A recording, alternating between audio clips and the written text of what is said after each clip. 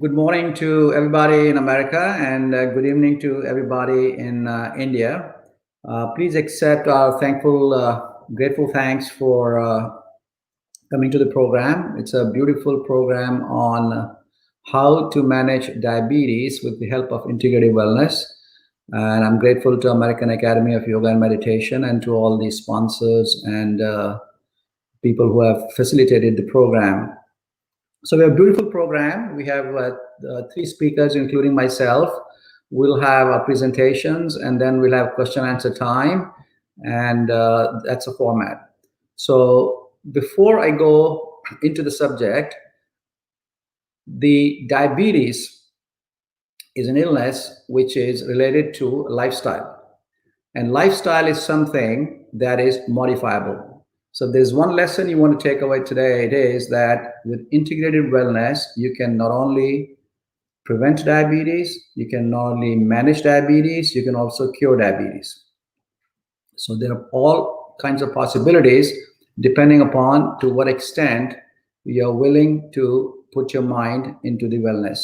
And I'll expand on that wellness during my session. But before that, let me introduce the speakers to you.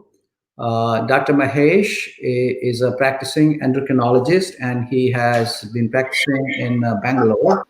And he is presenting at currently at the Indian Asia Hospital and People Hospital in Bangalore. He has MD in medicine. He did his DM in endocrinology from prestigious CMC Bangalore. He also did his DNB in endocrinology. So he's highly specialized in endocrinology, and within endocrinology, he has highly specialized into diabetes and has been treating patients with diabetes in the Bangalore area. Swami Deepananda ji brings in a rare combination of a sadhu, a Swami of Ramakrishna order, as well as in his former life and in his present life to that extent. He is a trained MBBS doctor. He has unique and extensive experience, probably largest number of patients that he's been treating in diabetes, especially diabetes type 1 in Haridwar.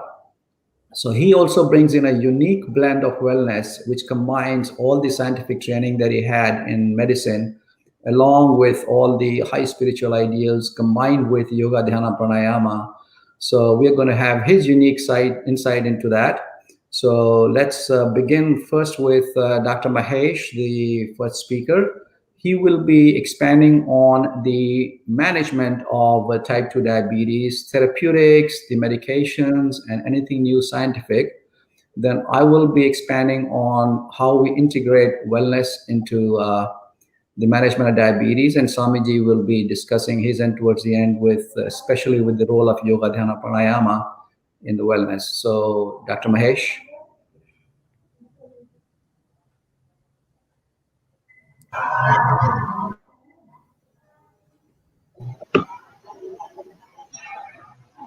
You can start, Dr. Mahesh. A very good morning to everybody in America, and very good evening to all my friends in India. I thank American Yoga Association for this interactive session. So I will directly go to the topic, and then we can have a small discussion about clarifications and further information. So today's topic is integrated diabetes management. I will be talking about diabetes and pathophysiology and the drugs and latest uh, tools that we have. So to put it simple, diabetes is a disease where sugar, that is glucose level, is high, which results in a neurovascular disease. So diabetes as such is not a disease, it's just a biochemical name given to values of glucose in the blood that are more than 126 and 200. But what diabetes causes, the biochemical high sugar causes, is a neurovascular disease that can affect the head to toe. And the difference between having a happy life and life with debility and disability is to manage diabetes in an integrated way and to prevent it in our family members.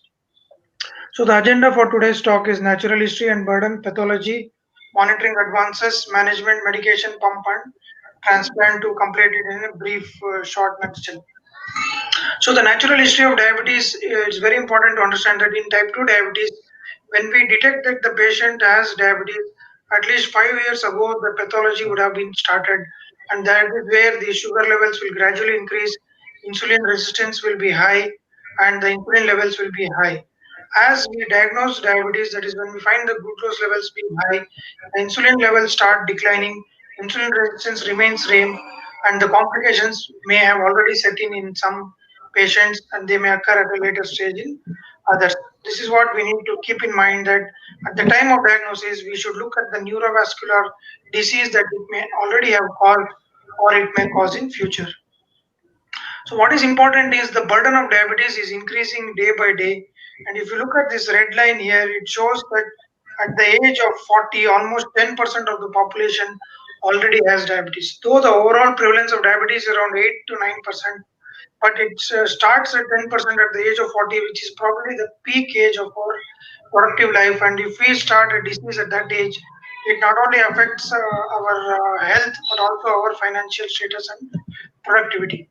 This is just to show you how things have changed in the last 10, 20 years. Is in rural and urban setting, the prevalence of diabetes in men in 2002 versus women in 2002 and 12, you can see here it has increased from 3 to 17% and 3 to 15% in women.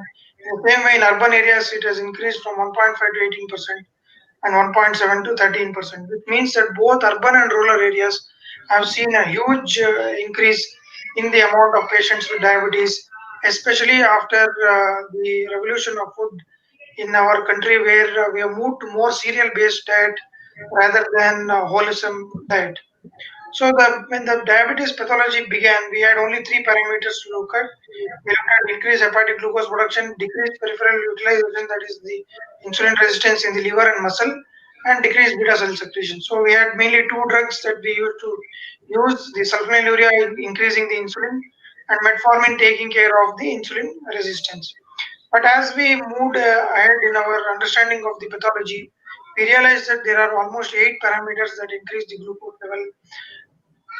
Apart from the decreased glucose uptake in the muscle and increased glucose production in the liver, we have neurotransmitter dysfunction, increased glucose reabsorption from the kidney, increased lipolysis, decreased incretin effect, and also the glucagon defect, that is the alpha cell effects, which led to ominous octet pathophysiology.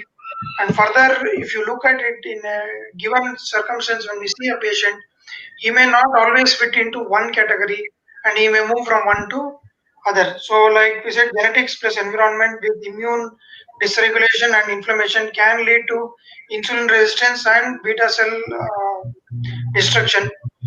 But this can move from a person without any insulin secretion, that is type 1 diabetes, to somebody with very high insulin secretion and obesity and insulin resistance, where type 2 diabetes is there.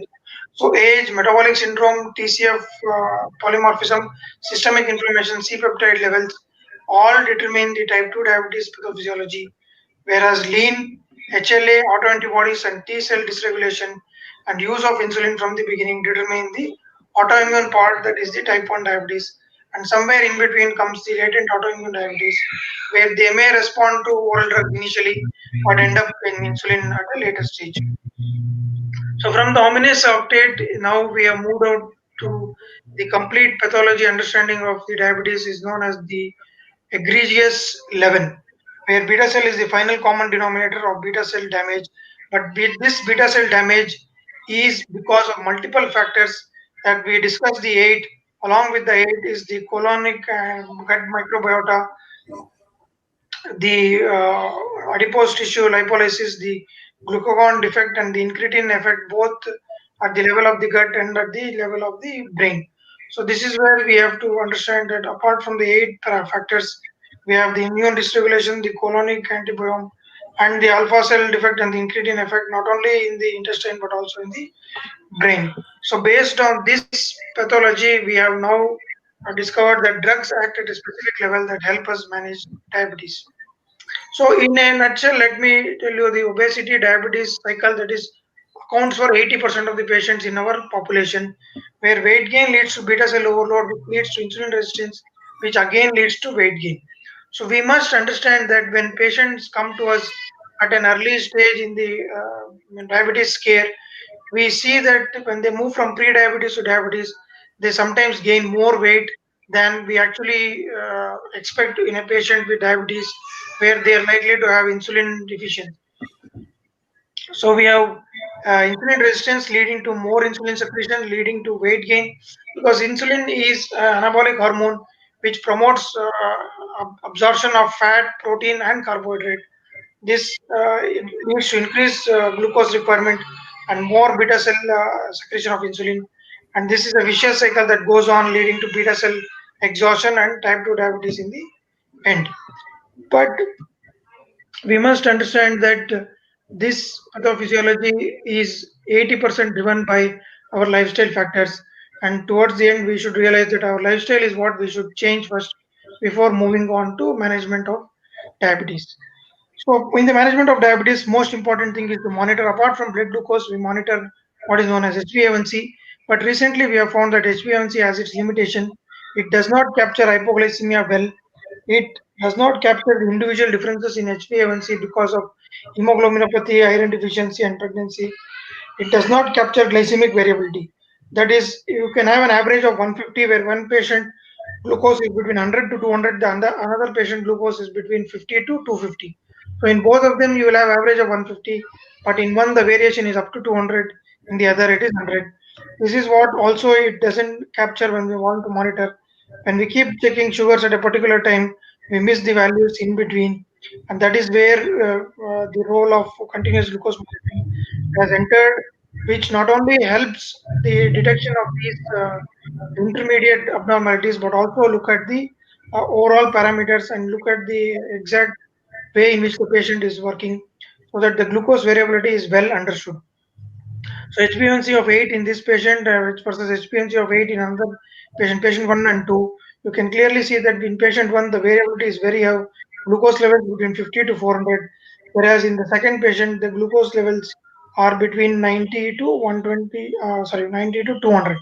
So which means that we would expect a patient with HbA1c with a low glucose variability in order to have least complications, because trials have clearly shown that those with high glycemic variability will end up having cardiovascular disease that is equal to a patient with uncontrolled diabetes, and almost 10 years earlier than those in the normal population. So we need to understand glycemic variability to make the patient improve his overall profile and reduce the morbidity in future and mortality by not looking at HbA1c. So what we need to do is look at three other factors that have come into the picture in the management of diabetes. So apart from HbA1c, we want patients to be in the glucose level of 80 to 70 to 180, which is known as time in range, 70% of the time throughout the day.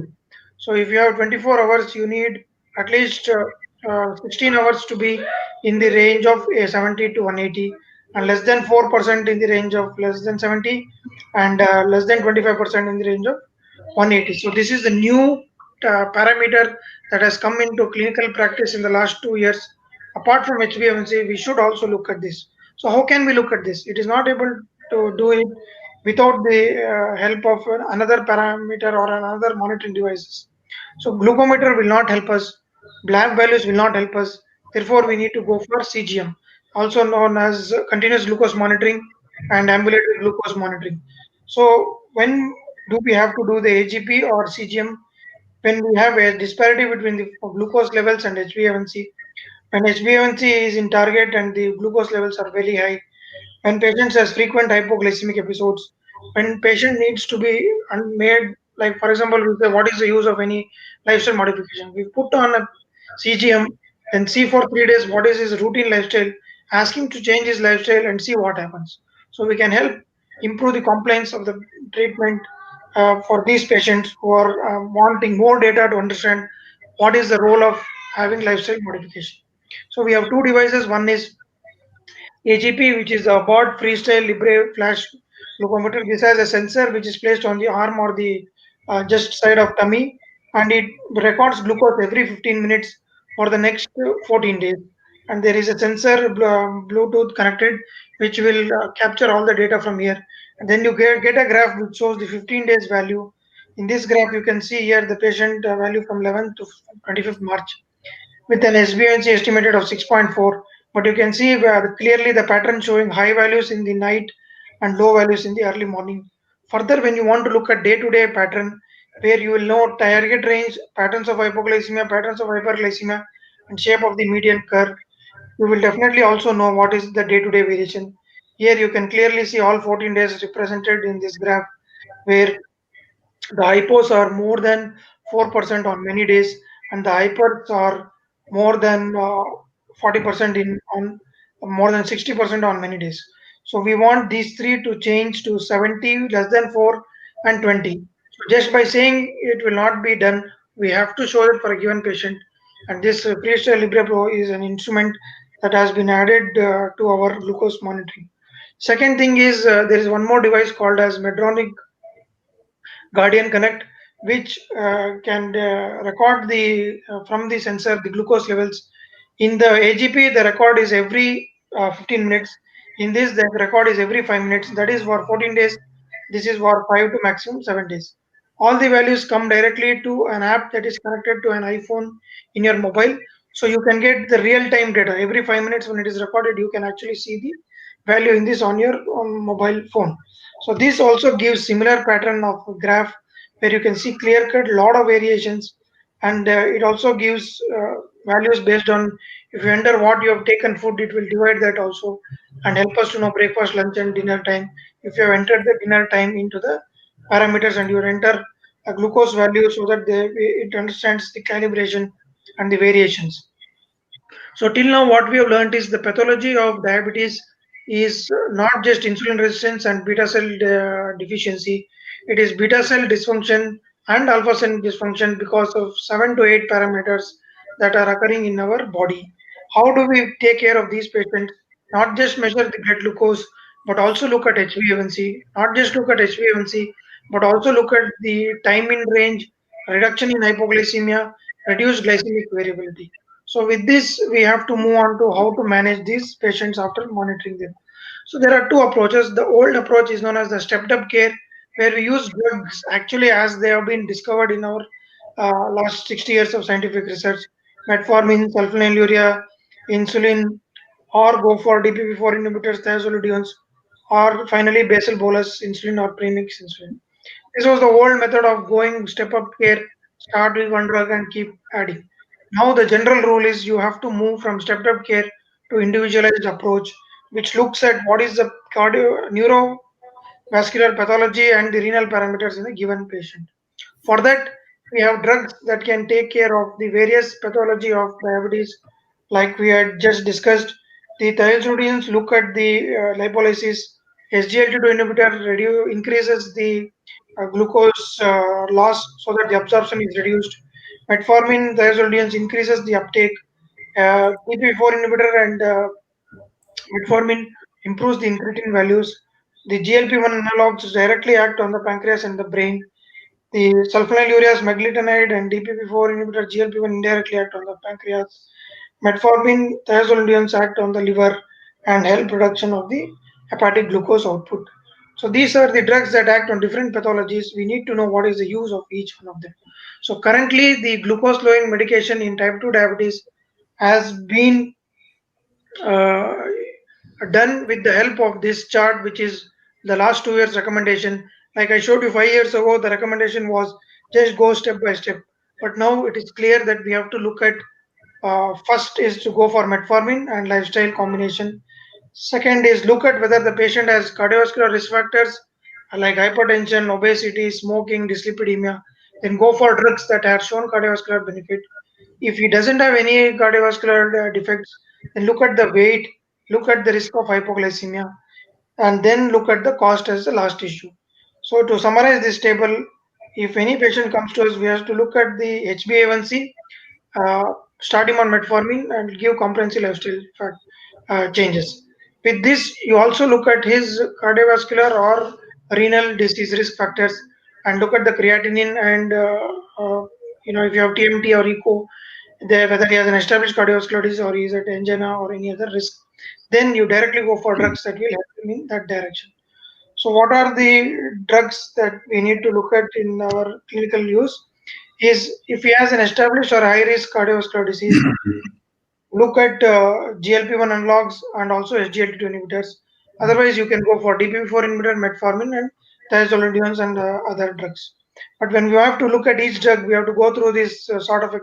I will not go in detail, but this is just to make you understand that this is a complex table we need to keep in mind. Look at hypoglycemia, weight gain, renal parameters, GI parameters, cardiovascular, heart, and bone to start the medicine.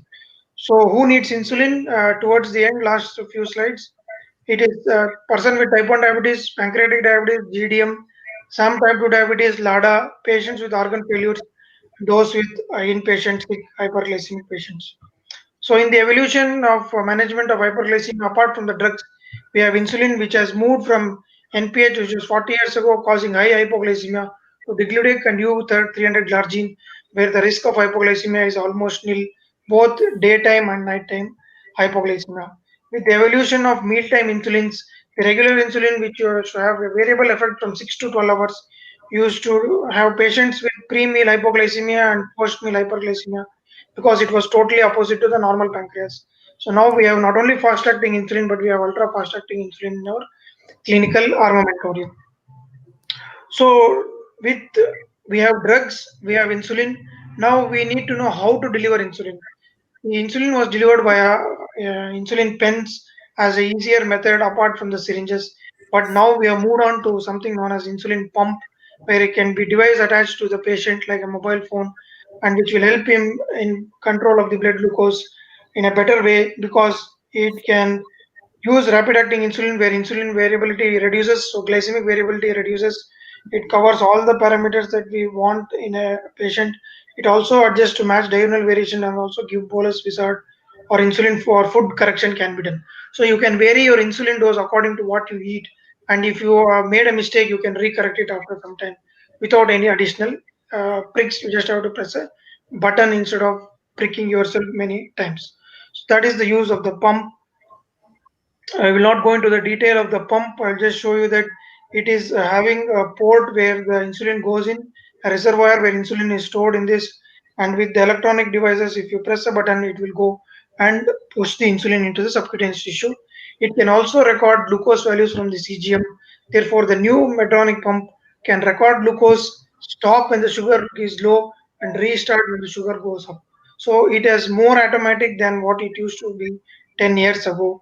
And what is most important addition of the pump is you can give incremental doses in point 0.1, point 0.2, point 0.3, point 0.4 units, which in an insulin syringe or a pen is not possible to do because you have to give 1 unit scales. We have seen many patients where 1 unit will cause severe hypoglycemia and 1 unit less will cause severe hyperglycemia. Those are the ideal patients for pump. So with the pump glucose monitoring, you get a CGM image where the glucose values are shown with when the insulin has been pumped. Like just to show you in this day, the patient has hit around 5 to 6 times, but on some days they have hit 7 times. So they can use they have used insulin in 2 to 4 units whenever they want, depending on what they have eaten. So flexibility of managing diabetes has drastically improved. Finally, after insulin, what do we have? We have to replace the beta cell.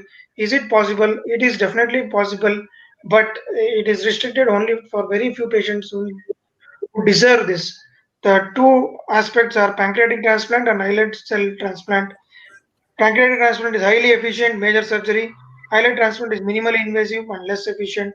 How do we decide whom to give what? So, when should we use beta cell replacement? When a patient with insulin treated diabetes is obligated immunosuppression, that is, a renal failure patient with type 1 diabetes or a type 2 diabetes who is ready to undergo renal transplant can also undergo pancreatic renal transplant. Patient with labile diabetes, where just like I mentioned, 1 unit less will cause severe hypoglycemia, 1 unit more will cause severe hyperglycemia, and this will lead to hypoglycemic unawareness, where the patient is just not able to detect very low sugars. They are ideal for pancreatic transplant because even pump will not be able to help them in some situations. So pancreatic transplant, if the insulin requirement is very high, islet transplant, if the insulin requirement is very low, is the thumb rule when we start managing these patients. So, but we should understand that why we restrict it not for all patients is, yeah, over a period of 5 to 7 years, you will see a decline of almost 70% of the functioning of the pancreas. So, it is not a permanent cure. It is just a transient bridge from using insulin or other drugs to being off it for a few days and then extending your life for maybe another 10 days. To end, let me be very clear that integrated diabetes management depends on the four wheels of a vehicle that we draw and our level headedness. So, what are the four wheels that we all know? If I ask you a simple question, think in your mind which is the most important tire of a car? Some will say front, some will say back, but please ask yourself, if one tire punctures, the other three will not move.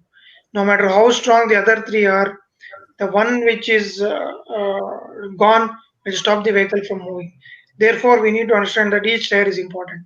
Now, who is under control? The back tires move wherever the front tires move. So, the one who controls the front tires will be able to move the back tires in that direction, which is your hand. It is very clear that diabetic diet and exercise are under your control. The way in which you take these two aspects of your life in the direction in which you want, that direction the medications and the blood test will reveal. Second is, if you are clear in your mind, you're open and coping with diabetes, your stress, distress and depression will be taken care of. If you have stress, depression and distress, GLP-1 will be low, glucagon levels will be high, steroids will be high. These three will make sure that all the other things that you're doing will not work. Therefore, today's talk is stressed on the aspects of management where you are under control rather than the medicines which we are under control. So towards the last slide, let me tell that diabetes concerns every family. It is not one individual, it is the entire family that is important. We need to detect diabetes, manage diabetes, and prevent diabetes. It depends not just on the medication, which is the center. It depends on healthy eating, being active, monitoring, solving the problems when they arise, reducing the risks of future problems, and also ensuring that the coping is done in order to have a healthy life. With this, I thank you very much for a patient hearing, and we'll move on with the presentation and further discussions. Thank Thank you, you Dr. very much. Mahesh. That was exhaustive review. Thank you. And because of shortage of time, we're just going to move straight to my presentation. So, Anjali, can I have my first slide, please? Okay, so we learned about diabetes, its management, and the role of integrated wellness in that. So this is what sets the stage for me, at least, that with every 1 point reduction in your hemoglobin A1C, a diabetic can reduce mortality by 21%, heart attacks by 14%, and microvascular complications by 43%. This is from UKPDS study. So this tells you that's very important to control diabetes. We saw exhaustively how medications, continuous glucose monitoring, and pump helps. And now we're going to go through the other aspect, which is the integrated wellness and its role in management of diabetes. So next slide, please. So if you really look at type 2 diabetes or any lifestyle illness, it's a complex interaction between lifestyle, genes, and environment. So one take-home message that I want you to take home today from this talk is that lifestyle, which is integrating your wellness in all aspects of life, can also impact your genetic expression and your environment. You may have a genetic predisposition, but the expression of those genes can be modulated by change in lifestyle. We have extensive data that meditation, for example, can modulate your gene expression. And your environment also, you may think that your environment is what gives you all the bad things, but you also choose your environment. You not only choose your psychological environment, you choose your social, work environment, and personal environment. So there is a tremendous impact on both genes and environment by lifestyle. And lifestyle, therefore, is the mainstay that you really need to control. Next slide, please. So I'm going to take you through the neurobiochemistry of wellness. Why is it that wellness works and through what mechanism it works, and why we think that the 4 components of integrated wellness that we offer in our program, the DASH program, including diet, activity, stress, and habits, why we chose those 4 parameters and how they come into function. So the first one I'm going to focus on is the endothelial integrity. You know what is endothelium? Endothelium is one cell layer which lines just about every blood cell of your body. So wherever you have a cell in the body, you have a blood vessel that takes the blood there. So endothelium is ubiquitous. And the health of endothelium determines your health. If you have a healthy endothelium, you are healthy. And the endothelial integrity is extremely important to maintain. And we'll go through the factors that help maintaining endothelial integrity. Next slide, please. So if you look at this, there are multiple factors that impact the endothelium. The endothelium is damaged by 2 primary processes. One is the oxidative stress, the free radicals, and the second is the inflammation. So your poor diet, your inactivity, excessive stress, and poor habits can all contribute to endothelial dysfunction. And once endothelial dysfunction sets in, you start getting stress, diabetes, high cholesterol, smoking, increased fatty acids, and high blood pressure. And then they start working in turn on the endothelium and the endothelium on them. And you go down this spiral circle of what you call as a metabolic disorder or a disease entity. Next slide, please. One new concept you need to understand is the circadian rhythm. Now, this is a new concept.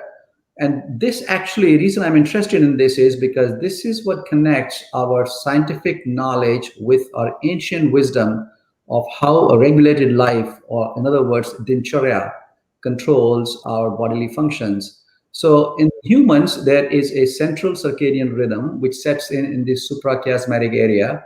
Sunshine through our eyes goes in this suprachiasmatic area, and it tells the mind that it is daylight. And what happens then? The pineal gland stops secreting melatonin and you're awake. And the reverse happens when the sun goes down. And that is what the circadian rhythm of our mind is. And that is why during night we sleep and during daytime we wake up. And this to a certain extent determines why shift workers have a lot of metabolic issues, because their sleep cycle gets impaired. And there are 3 guys up there in 2017, actually, they got Nobel Prize for discovering the physiology of medicine. So what we then went ahead and found out is that in addition to a central circadian rhythm, which is situated in our brain, all peripheral organs have their individual circadian rhythms, the cardiac, the lungs, the pancreas, the liver. And that explains why it is so essential that you do everything that you do in an organized and disciplined way, because if your pancreas knows that you eat at certain times, it's already prepared to release insulin at that time. But if you're eating all day and stressing it, its circadian rhythm gets upset. Same way with the stomach, same way with the heart, same way with the lungs. So one takeaway from circadian rhythm is that you first regulate your central circadian rhythm, which means you have a good sleep hygiene and have minimum 7 hours of sleep a day. And you also respect your peripheral circadian rhythms by maintaining regularity and discipline in your life, so that each body organ knows when it's time for it to be functional and when it's time for it to get rest. Next slide, please. The third very important component of this neurobiopsychology is the resilience. It's extremely important to have emotional resilience, because to me, not having emotional resilience is the first step towards getting stressed. And what is resilience? Resilience is defined as the ability to adapt successfully, bounce back in the face of stress and adversity. Throughout the day and throughout life, and at every moment, there will be stresses in your life. But if you are like a slinky, it doesn't matter how you stretch it, where you place it, it reshapes itself into this beautiful shape. And that's how the mind should be. We think that the stress is the single most important factor in the lifestyle. And in our program that we offer, myself and Swamiji together, we offer several practices to mitigate stress. Next slide, please.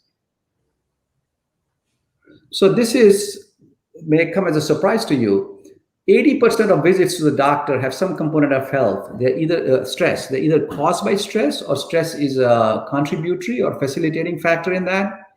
And about a third of healthcare budget is spent on healthcare related expenses. And you'll be surprised, only 3% doctors ever sit down and talk to patient. Do you have stress? And if you have stress, can we talk about it? And can we give you some simple, straightforward 1 minute, 2 minute stress reduction practices? Next slide, please. So what does stress do? Stress leads to sympathetic stimulation. Your epinephrine and your norepinephrine levels go up, which is good for fight and flight and fright situations. But if you're not in that, it turns inwards. And that's where you have hyperglycemia, high resting heart rate, high blood pressure, impaired gluconeogenesis, problem with insulin resistance, central obesity. All the problems that we talked about are sympathetic system in overdrive. Next, please. The opposite of that is the parasympathetic nervous system. This system, through vagal stimulation, gives you rest and digest, tend and befriend, love and serve, care, be restful. And that is what sets down your overdrive sympathetic nervous system, counteracts it, and helps you recover from the ravages of the adrenaline and noradrenaline, which cause problems with your cardiovascular system, respiratory system, and endocrine system. Next slide, please. Now, breath focus is the one that we focus on the most in our program, and pranayama is what we really emphasize the most on. If you look at the cellular and electrophysiologic benefits of this parasympathetic activation that you get from pranayama, it is anti-inflammatory. Your nitric oxide expression changes, and you know that the endothelium loves nitric oxide. It changes your cytokine expression. It inhibits renin-angiotensin system, brings your blood pressure down. Your baroreflex sensitivity is improved. You have reduced heart rate. Your heart rate variability increases, which is a good effect to have. And increased heart rate variability has direct antiarrhythmic effects. So there are profound cardiac benefits of doing pranayama, learning to do breath focus, modulating your vagal tone, increasing your parasympathetic activity, and reducing your sympathetic activity. And there are simple, straightforward exercises to do that. Some I'm going to elaborate, and some Swamiji is going to demonstrate. Next. So these are some of the practices that we teach in our program: breath focus, SMART goals, reflection, mindfulness, loving kindness, self-compassion, gratitude, volunteering. For shortage of time, I'm not going to go into all these, but all these practices eventually lead to an increased parasympathetic tone, a decreased sympathetic overactivity, and that is how they improve stress. So this is what we emphasize in our program, Dash to Wellness. There's a component of diet that we recommend, activity and sleep, stress management techniques, and habit change. And next slide, please. So this is one of the cardinal practices. So if today, from all that I'm talking about, you take away nothing, if you just take away this simple practice twice a day, starting with 2 minutes, increasing to 5 and 15 as you like, morning and evening. If you set a time where you will sit, and you will sit only with yourself, and besides yourself, there's nobody there. You're sitting in silence, you're sitting in solitude, you're sitting in stillness, and you're focusing only on your breath going in and breath coming out. If you do that 2 minutes in the morning, 2 in the evening for 1 month, you will be amazed how much health benefits you get just from this one practice. It eventually will addict you to this practice, and you will eventually go into meditation. But this is how you go into meditation. So how does it work? It works because once you assign a fixed time to spend, you're always going to be there and create a habit loop in your mind. And that habit loop is, it's 7 a.m., I go in my prayer room or whatever, I sit in solitude. It's 7 p.m., I sit in solitude.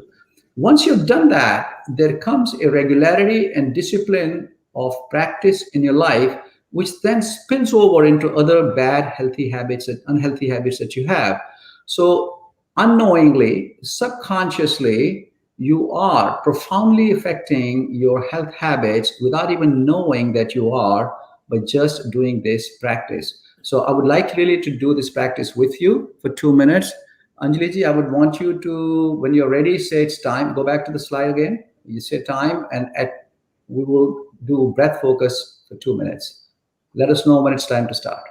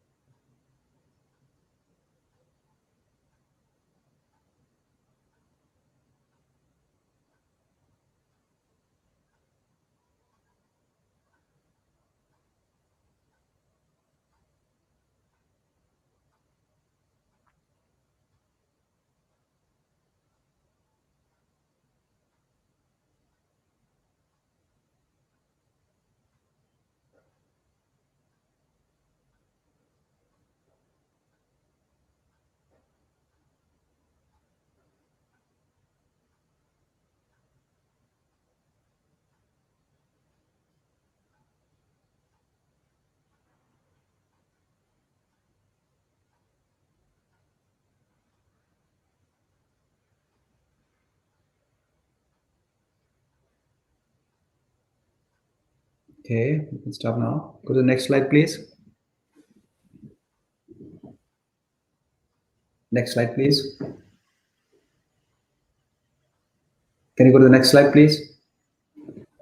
So we just actually finished our first 4-week program on integrative wellness science and practice, and we are starting this next session on November 17th.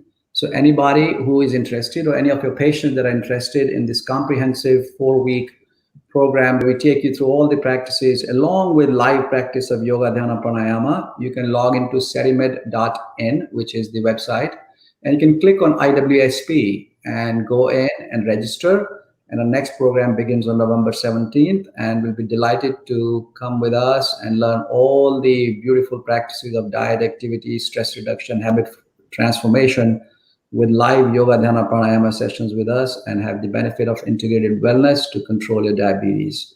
With that, I invite Swamiji to come in and give us some words of wisdom. Namaskar, a warm good evening to all my friends in India, and a warm good morning to all my friends in USA. Dear friends, this has been a wonderful learning session for the last 45 minutes by two eminent speakers. The first one, Dr. Mahesh, who is a very renowned endocrinologist practicing in various reputed hospitals in Bangalore, who dealt us in detail about the pathophysiology, pharmacology, and the management of diabetes, and wherein he stressed understanding all the signs and taking care of the blood sugars for a healthy life. It's very important to have an integrated approach. At the same time, Dr. Sushil Sharma, who is working as an interventional cardiologist for more than 35 years in USA, presently situated in Maryland. And both of them are personally known to me because of their good knowledge about the medicine. I know them as good professionals. Above all, I know both of them as good human beings. That's what all about is when we say integrated medicine, integrated approach. So when I say I am Swami Dayadipananda, this is my hand. What do you understand? You see something, Rupa. And you are hearing something which is being produced by this body. So this body is for performing some actions.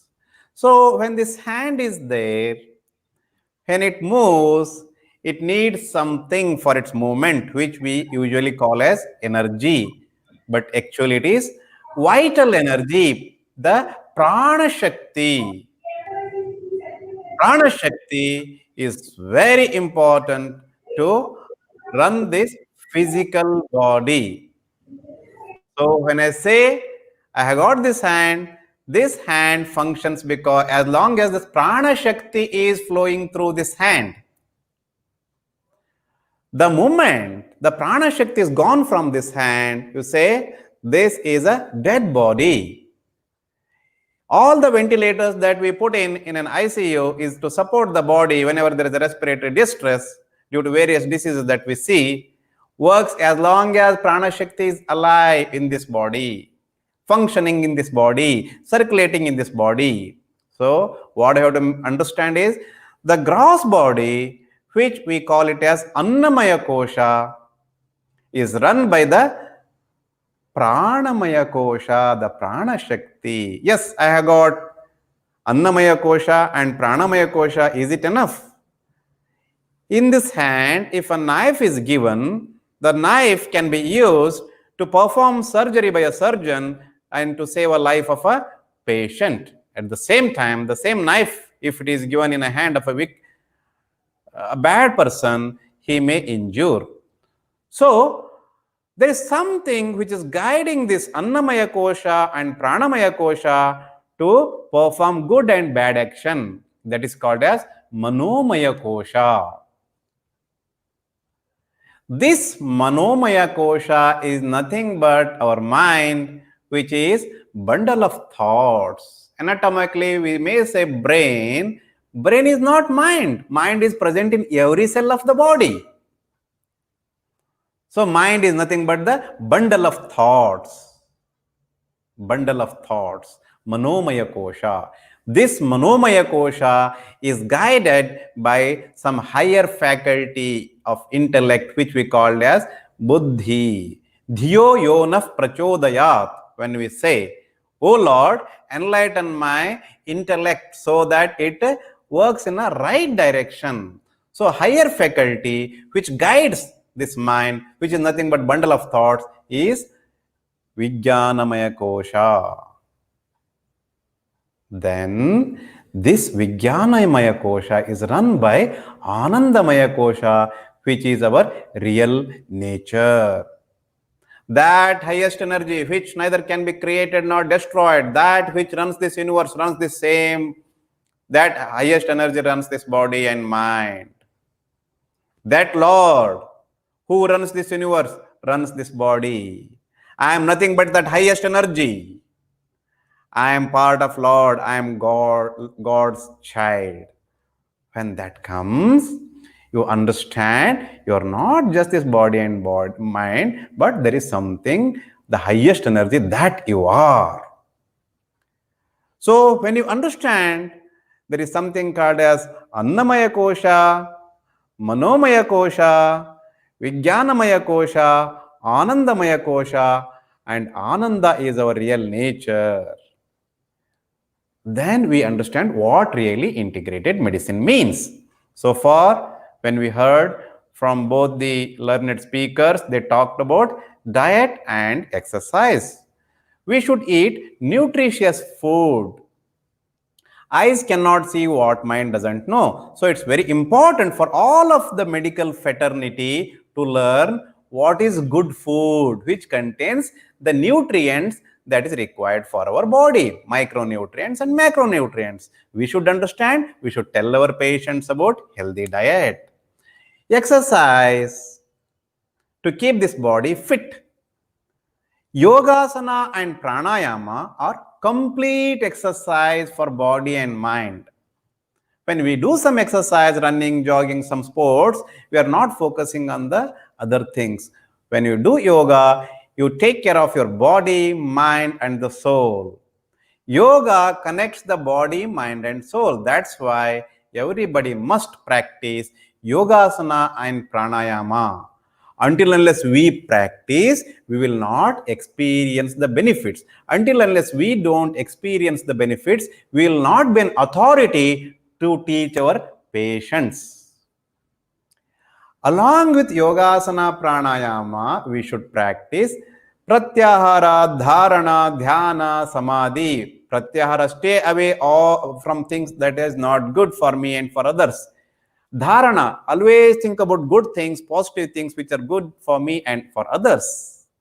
When you get established in that state, you are near to your real nature, you become one with your higher self, God, union of the Jivatma with the Paramatma, which is the highest goal of life, God realization or self-realization. When you understand that, you become an eligible candidate to progress to the higher values of life. That's what WHO definition we should always remember. Physical, mental, emotional, social, and spiritual well-being of a person, and not just mere absence of disease. Understanding this helps to adopt the practices. So I'll speak about few asanas. Surya Namaskara is a king of asanas. If we and our patients can practice Surya Namaskara at least 10 times, it's a very good exercise for all the organs of the body. Yogic jogging, free hand exercise, then pranayama. I'll mention mainly about the pranayama in this session. I request all my audience to please pay attention to these pranayamas. Anulom Vilom, alternative nasal breathing. Breathe in through left, breathe out through right nose. Breathe in through right, breathe out through left. Anulom Vilom, alternative nasal breathing, helps in maintaining the equilibrium of the prana shakti that is flowing in our body. In return, it's a solution and treatment for anxiety, depression, and other mental disorders. Brahmri is one more again relaxation method. Close your ears, close your eyes, and say humming sound.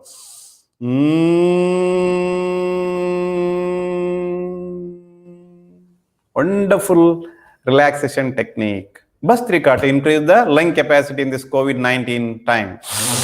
Breathe in, breathe out.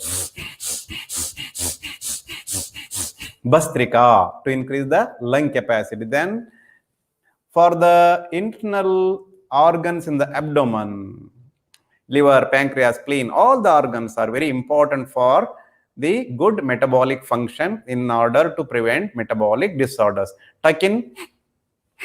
When you tuck in your stomach, the air comes out through the noses. Kapalbhati. Then Ujjayi Pranayama for thyroid glands. Hold your breath tight and breathe in. Hold for some time. Breathe out through left. Ujjayi Pranayama. Omkara. Name of the Lord, the divine energy. Om is nothing but the symbol of the Lord. Srishti, Sthiti, Pralaya. Whatever is born remains for some time, it's gone. So that is the symbol. So let us chant Om.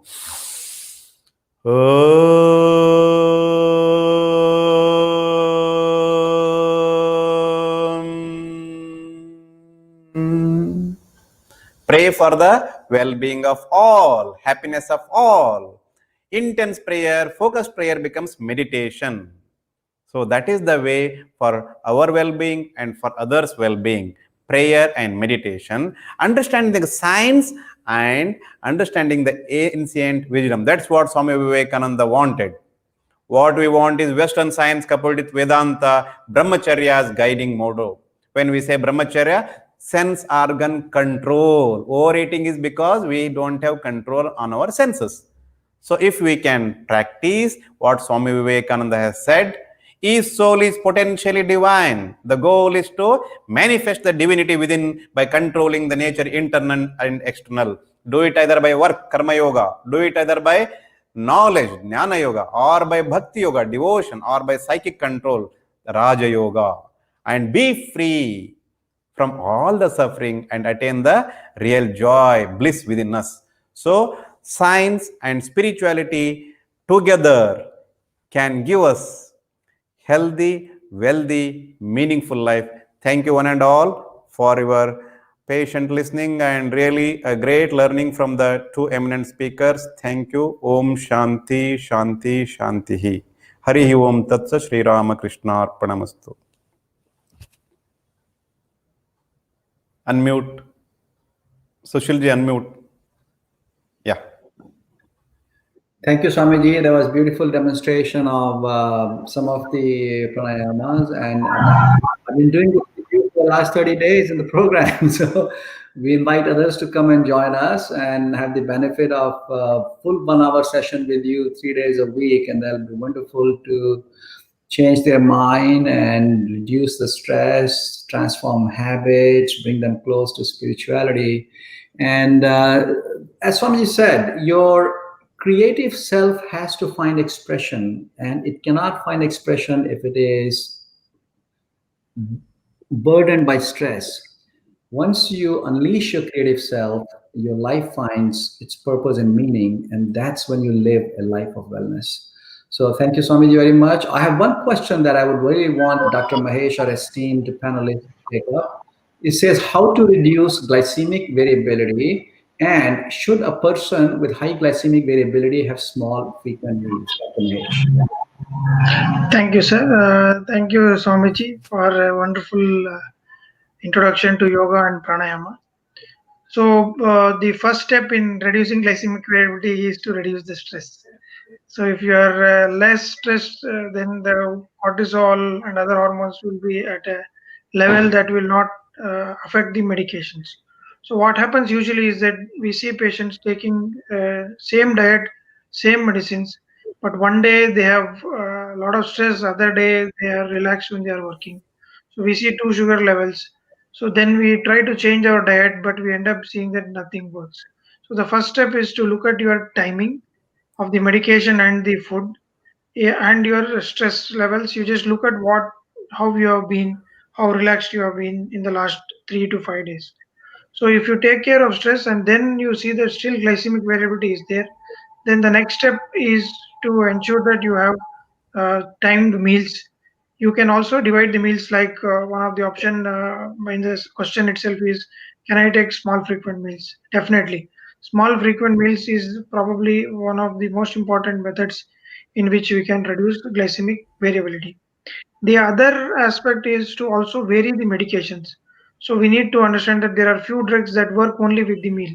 For example, DPP-4 inhibitor, SGLT2 inhibitor, and GLP-1 analogs. They all don't increase the insulin level directly. They have an indirect effect on the blood glucose level. So if we are using sulfonylurea, when the sugar levels are high, instead of adding the extra dose of sulfonylurea, it is better to add a drug that will have its effect based on the meal, so that the glycemic variability is reduced. So you use the drugs that are less hypoglycemia causing agents, reduce your stress levels, and then small frequent meals. These are the three ways in which we can reduce glycemic variability. Thank you, Dr. Mahesh. So I have 1 more minute for one more question, and the question is to Swamiji. Swamiji, how much time should one do alternate breathing, and can I do Bhasrika if I have hypertension? First of all, if you have got hypertension, please look into it if there is any lifestyle disorder which can be corrected, by which you can bring back your hypertension to normal. Otherwise, you have to take the medicines for hypertension. That's fine. So as long as your BP is normal, blood pressure is normal, you are fit candidate to perform all the yogasana and pranayamas. So now coming to Anulom Vilom, alternative nasal breathing.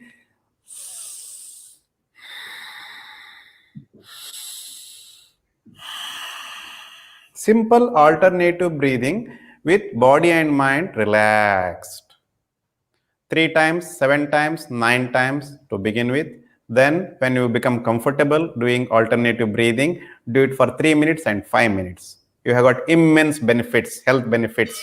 All that was mentioned by Sushilji and Maheshji, which is very, very much evidence based. You have got health benefits. Then Bhastrika, this is to mainly increase the lung capacity. So as long as you want to stay fit, please keep on doing. Again, start with 1 minute, 2 minutes, 3 minutes, 5 minutes.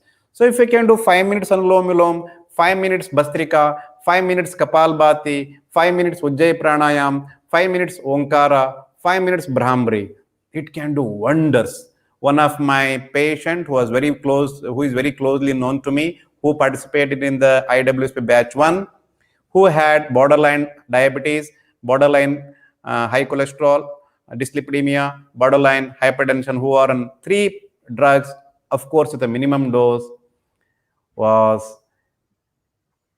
has to stop medicines because he reduced 2.5 kilos of his weight and practiced all the good habits. He's calm, quiet, happy, and is off all the medicines. So that's what healthy lifestyle can bring in. Just not few asanas, just not few pranayamas, but as a whole. So positivity, divine thoughts, feeling good. Where there is I, there is illness. If I can be replaced by WEV, it becomes wellness. Journey from illness to wellness is journey from I to we. अपने आप को भूल के सब में एक होना है. Love yourself, love your family, love all. That's the way for a perfect health and wellness. Namaste.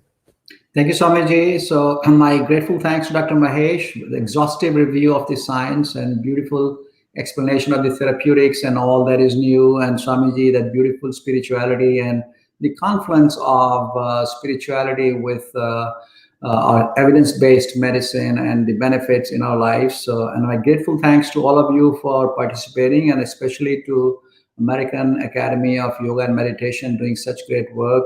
and also to Indranilji and Anjali, who worked tirelessly. Anjali worked to make this happen. So my grateful thanks to Anjali. I have one announcement to make, so please stay tuned.